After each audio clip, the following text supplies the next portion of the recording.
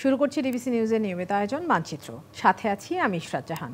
প্রতিদিন বিকেল 4:30টায় এই আয়োজন নিয়ে আমরা থাকি আপনাদের সাথে। চেষ্টা করি সারা দেশের নানা সংকট সম্ভাবনার কথা জানাবার। কথা বলে আঞ্চলিক থেকে জাতীয় পর্যায়ের সংশ্লিষ্ট কর্তৃপক্ষের সাথে তুলে ধরি মানুষের দুঃখ দুর্দশা, আশা নিরাশার কথা। সিরাজগঞ্জের শাহজাদপুর উপজেলার সোনাতনী ইউনিয়নের বান্তিয়ার, কুরসি, ধিতপুর, ছোট চান্তারা, বড় চান্তারা সহ বিস্তীর্ণ এলাকা কৃষি সমৃদ্ধ। এই চরাঞ্চলের মানুষের জীবনযাত্রা ও জীবিকায় বড় ধরনের পরিবর্তন এনেছে ষাঁড় মোটা তাজাকরণ। চরের বিভিন্ন গ্রামে ছোট ছোট খামার ও বাড়ির আঙিনায় লালন পালন করা হচ্ছে দেশি বিদেশি বিভিন্ন জাতের প্রায় 8,000 গরু। ব্যয় কম হওয়ায় বেশ লাভের মুখও দেখছেন চাষিরা। স্বল্প পুঁজিতেই ফিজিয়ান, শাহিওয়াল সহ বিভিন্ন জাতের বাছুর 6 থেকে 8 মাসে হৃষ্টপুষ্ট করা হচ্ছে। বিক্রি হচ্ছে স্থানীয় হাটসহ দেশের বিভিন্ন প্রান্তে। ঈদ উপলক্ষে শুধু সনাতনী বিভিন্ন গ্রামের গো খামারেই লেনদেন হবে প্রায় 1800 কোটি টাকা। ষাঁড় পালনে সরকারি ঋণ ও নিরাপত্তা নিশ্চিত করা গেলে চরাঞ্চল হয়ে উঠবে গ্রামীণ অর্থনীতির চালিকা শক্তি, এমনটা মনে করছেন বিশ্লেষকরা। এসব নিয়ে আমাদের আজকের মানচিত্রে আলোচনার বিষয় নির্ধারণ করেছি দেশের পশুতেই কোরবানি, লাভের আশায় খামারি। আলোচনা করতে আমাদের সাথে সিরাজগঞ্জ থেকে যুক্ত হয়েছেন খান এগ্রো ফার্মের স্বত্বাধিকারী নির্ঝর খান এবং শেরপুর থেকে জেলা প্রাণী সম্পদ কর্মকর্তা ডাক্তার মোহাম্মদ রিজওয়ানুল হক ভূঁইয়া। আপনাদের দুজনকেই স্বাগত জানাচ্ছি।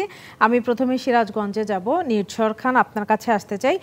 মূলত দুই পদ্ধতিতে গো পালন করা হয় বা পশু পালন করা হয়, উন্মুক্ত পদ্ধতি আর খামারি পদ্ধতি।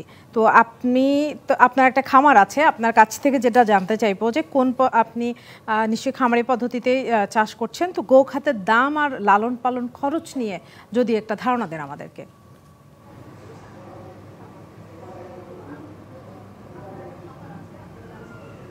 জি, ধন্যবাদ আপনাদেরকে, ডিবিসি নিউজকে এমন একটা প্রোগ্রামে আমাকে আমন্ত্রণ জানানোর জন্য। আসলে আমার একটা খামার রয়েছে শিলং সদরেই, খান এগ্রো ফার্ম। এখানে আমি আসলে খামার হিসেবেই আসলে গরুগুলো লালন পালন করে থাকি। তো বর্তমানে বেশ কিছুদিন আগে থেকে আসলে আমাদের খামারের যে খরচটা, গোখাদ্যের যে গোখাদ্যের খরচটা আসলে অনেক বেশি। গোখাদ্যর খরচ বেশি হওয়ার কারণে দেখা যাচ্ছে যে আমাদের মাংস প্রোডাকশন করতে যে পরিমাণ কস্টিংটা বেড়ে যাচ্ছে, যে কারণে আসলে এই যে বর্তমান বাজারে যে মাংসর দরটা বেশি, এটা আসলে কিন্তু এই গোখাদ্যর বাজারটা বেশি হওয়ার কারণে।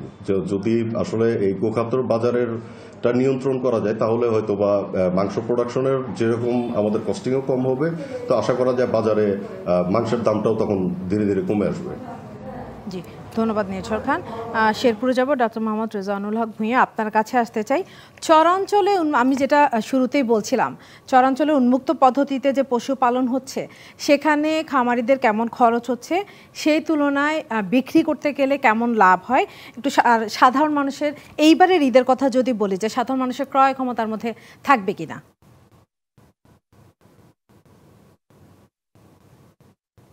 ধন্যবাদ। আমি প্রথমেই ধন্যবাদ জানাই ডিবিসি চ্যানেলকে আমাকে এখানে সুযোগ দেওয়ার জন্য।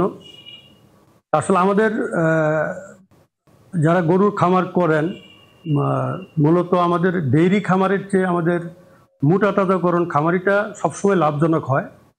ডেইরি খামারে কিছু চ্যালেঞ্জ থাকে, আর আমাদের মোটা তাজাকরণ খামারে খুব একটা চ্যালেঞ্জ তেমন থাকে না, যেহেতু অল্প সময়ের বিনিয়োগ করতে হয়। 3 থেকে 4 মাসের ভিতরেই মোটামুটি একটা কাঙ্ক্ষিত লাভ পাওয়া যায়। তো এক্ষেত্রে যদি খামারিরা সঠিক নিয়মে, সঠিক পদ্ধতিতে খাদ্য প্রদান করে এবং আমাদের যারা বিভিন্ন উপজেলা আমাদের ডাক্তাররা আছে তাদের পরামর্শক্রমে যদি তারা কিছু বৈজ্ঞানিক পদ্ধতি অবলম্বন করে, তাহলে দেখা যায় যে খুব অল্প খাদ্য খরচে এবং অল্প অন্যান্য যে খরচ থাকে সেই খরচের মাধ্যমেই তারা তাদের 3-4 মাসের একটা প্রজেক্টে লাভজনক পর্যায়ে নিয়ে যেতে পারে। তো এই জন্য গোখাদ্য একটা বড় সমস্যা, কিন্তু এখন অনেক বিকল্প বের হয়েছে আমাদের।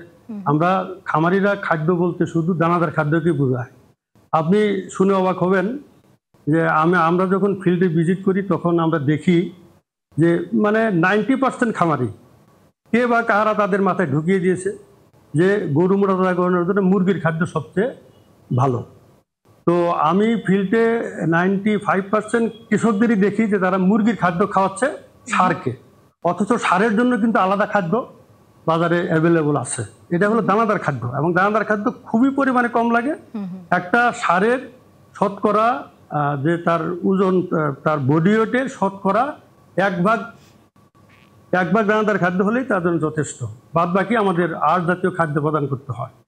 তো খামারিরা দুর্ভাগ্যজনক কারণে, এসব না জানার কারণে তারা মুরগির খাদ্য খাওয়াচ্ছে, এবং দানাদার খাদ্য অধিক পরিমাণে খাওয়ানোর ফলে এই সারগুলো বিভিন্ন রোগে আক্রান্ত হয়, বিশেষ করে এসিডোসিস কিংবা ফুড পয়জনের মতো রোগে আক্রান্ত হয়।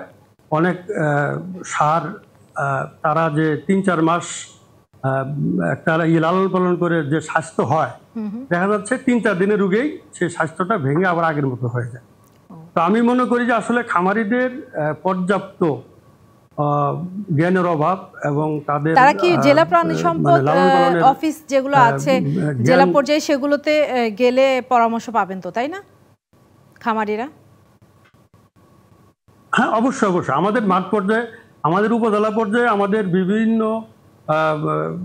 পর্যায়ে কাজ হচ্ছে। আমরা নিয়মিতভাবে উঠান বৈঠক করি, এবং আমরা খামারিদের প্রশিক্ষণ প্রদান করি। যারা মোটা ধরনের খামারি আছে আমাদের লিস্টে, 10 লিস্টে, এই সমস্ত খামারিদেরকে আমরা আমাদের অফিসে নিয়ে এসে আমরা কয়েক দফায় প্রশিক্ষণ প্রদান করি। তারপরেও অনেক খামারি আমাদের প্রশিক্ষণের বাইরে থেকে যায়। এই জন্য আমি মনে করি যে আমাদের এই তাদের ব্যবসা করতে গেলে নিজেদের এগিয়ে এসে জানার চেষ্টাটা থাকা লাগবে। ডক্টর মোহাম্মদ রেজানুল হক ভূঁইয়া, আরো নিশ্চয়ই আপনার কাছ থেকে শুনবো। আমরা একটা ছোট বিরতি নিয়ে আসতে চাই, মানচিত্রে একটা বিরতি নিচ্ছি, সাথে থাকুন। আজ আলোচনা করছি দেশের পশুতেই কোরবানি, লাভের আশায় খামারি। আলোচনা করতে আমাদের সাথে যুক্ত আছেন সিরাজগঞ্জ থেকে খান অ্যাগ্রো ফার্মের স্বত্বাধিকারী নির্ঝর খান, এবং শেরপুর থেকে জেলা প্রাণী সম্পদ কর্মকর্তা ডাক্তার মোহাম্মদ রেজানুল হক ভূঁইয়া। আপনাদের দুজনকে আবারও স্বাগত জানাচ্ছি। নির্ঝর খান, আপনার কাছে যেটা জানতে চাইবো এবার, আপনি এর আগে বলছিলেন যে কি পরিমাণ গোখাদ্যের দাম নিয়ে বলছিলেন, এবং এখন জানতে চাই যে আপনারা আপনাদের পশুগুলোকে কি কি খাওয়াচ্ছেন, সেখানে কেমন খরচ পড়ছে, এবং সামনে যে কোরবানি ঈদ আছে সেই খরচটা উঠে আসবে কিনা।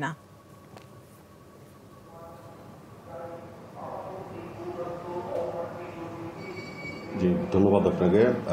আসলে আমরা পুরোটাই প্রাকৃতিকভাবে খাবার দাবার খাইয়ে লালন পালন করার চেষ্টা করি।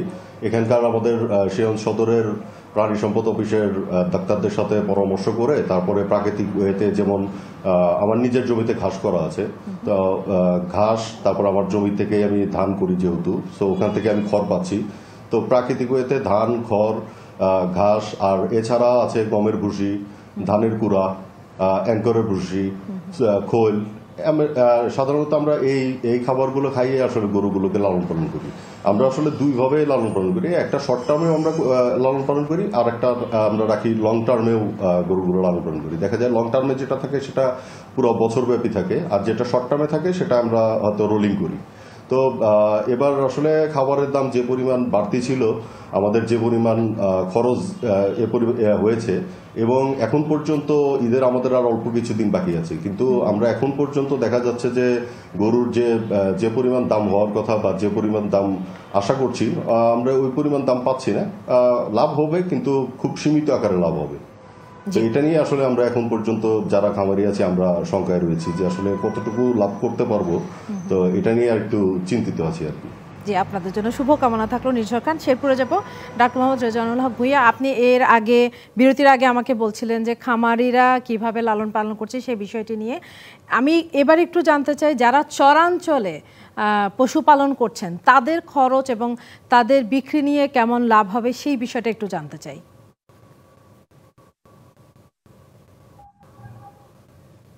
চরাঞ্চলে যারা মূলত গরু লালন পালন করে তারা একটা প্রাকৃতিক পরিবেশ পায়।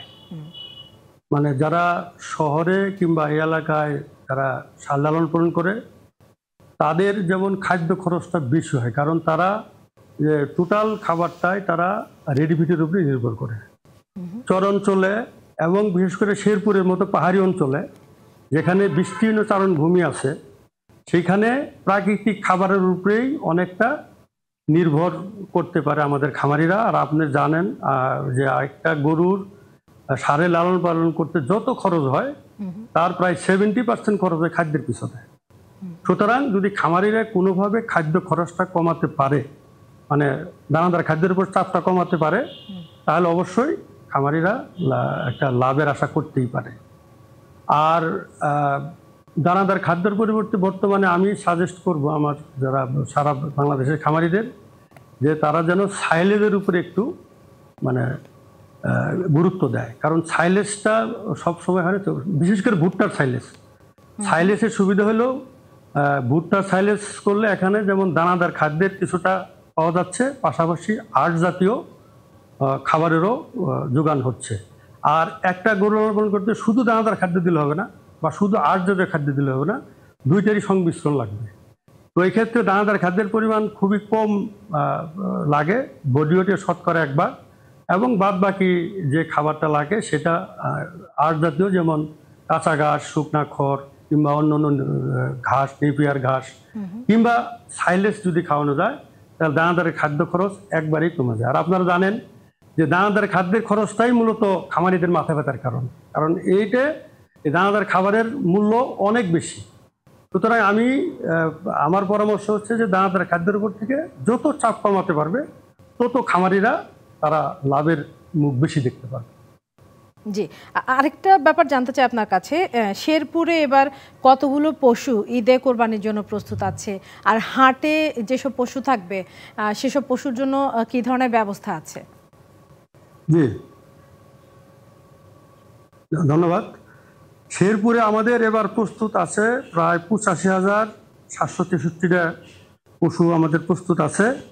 আমাদের জেলার অভ্যন্তরীণ চাহিদা 61,000 এবং আমাদের 24,500 মতো আমাদের পশু উদ্বৃত্ত থাকবে, যেগুলি আমাদের শেরপুর থেকে বাইরের বিভিন্ন হাটে আমাদের চলে যাবে এবং বাইরের লোকজন কুরবানি দিতে পারবে। আর আমাদের হাট মনিটরিংয়ের জন্য আমরা আমাদের পানি সম্পদ বিভাগ থেকে আমরা যে ব্যবস্থা গ্রহণ করেছি সেটা হলো যে আমাদের এবার শেরপুরে মোট কুরবানি হাটের সংখ্যা হলো 26টি বড় হাট, এবং আমাদের ভেটেরিনারি মেডিকেলের টিমের সংখ্যা 24টি। আমরা গতকাল থেকে কাজ শুরু করেছি। আমাদের ভেটেরিনারি মেডিকেল টিম ওই প্রত্যেকটা বাজারে তারা থাকবে, একবারে মানে শেষ অবধি পর্যন্ত তারা থাকবে। এবং আমাদের পানি সম্পদ বিভাগ থেকে এখানে একটা ব্যানার দেওয়া আছে, সেই ব্যানারে যদি কোনো সমস্যা, এখানে আমাদের 2 জন ডাক্তারের নাম্বার দেওয়া আছে। তারা ওই সময় মানে হাটকালীন সময়ে কিংবা হাটের পরেও যদি মনে করে তারা ওই নাম্বার থেকে তারা ওই যোগাযোগ করে যে কোনো ধরনের সমস্যা হোক তারা নিতে পারবে। আর মোটামুটি আমাদের এই হলো। আর আমরা তো আমাদের কুরবানি যাতে নিরাপদ মাংস পেতে পারে এই জন্য আমরা অনেক আগে থেকেই আমরা খামারি সচেতন করছি যেন তারা কোনো অবস্থাতেই স্টেরয়েড এবং হরমোন জাতীয় কোনো খাবার না খাওয়ায়। এই জন্য আমাদের মনিটরিং আছে। আমরা ইতিমধ্যে, আপনারা জেনে খুশি হবেন যে আমরা ইতিমধ্যে কয়েকটা দোকানে আমরা মোবাইল কোর্ট পরিচালনা করে আমরা ওই সমস্ত ওই স্টেরয়েড কিংবা মানে নিষিদ্ধ যে ওষুধগুলো আমরা উদ্ধার করে আমরা ওই সমস্ত দোকানকে আমরা জরিমানা করেছি। আমরা 2-3টা মোবাইল কোর্ট ইতিমধ্যে পরিচালনা করেছি শেরপুরে। আচ্ছা, তো জি, বাংলাদেশ তো মোটামুটি বলা যায় যে পশু সম্পদে বেশ সমৃদ্ধ। মানে এই কোরবানির ঈদে আমাদের অন্য কারো কাছ থেকে পশু আনতে হবে না। এখন আসল চিত্রটা কি সেটা একটু শুনতে চাই।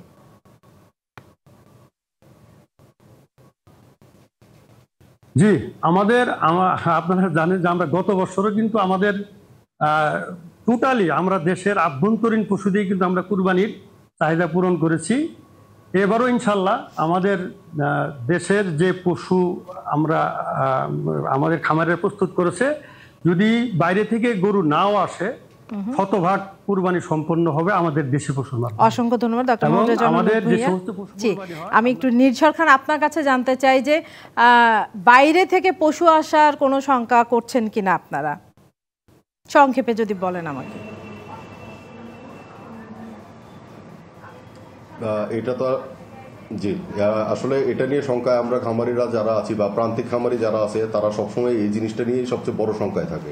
সেটা হচ্ছে বাইরে থেকে যদি আমাদের ঈদের আগ মুহূর্তে যদি গরুগুলো ঢুকে যায়, তখন দেখা যায় যারা এই যে এত লং টাইম ধরে গরুগুলো লালন পালন করে তারা আসলে তাদের যে ন্যায্য দামটা, এই ন্যায্য দামটা কখনোই পায় না বাইরে থেকে। এই জন্য যদিও এবার সরকার আগে থেকে বলে দিয়েছে যে বর্ডার বন্ধ থাকবে, কিন্তু তারপরেও দেখা যাচ্ছে যে আপনার যেগুলো বর্ডার এরিয়া আছে, বর্ডার এরিয়াতে বর্তমানে প্রচুর পরিমাণে গরুর আমদানি হচ্ছে, যেটা হয়তো চোরাই পথে হচ্ছে। যদি এটা বন্ধ করা যায় তাহলে আশা করা যায় যে আমরা যারা খামারি আছি বা যারা প্রান্তিক খামারি আছে তারা উপকৃত হবে। জি, ধন্যবাদ নির্ঝর খান, ধন্যবাদ ডাক্তার মোহাম্মদ রেজাউল হক ভূঁইয়া।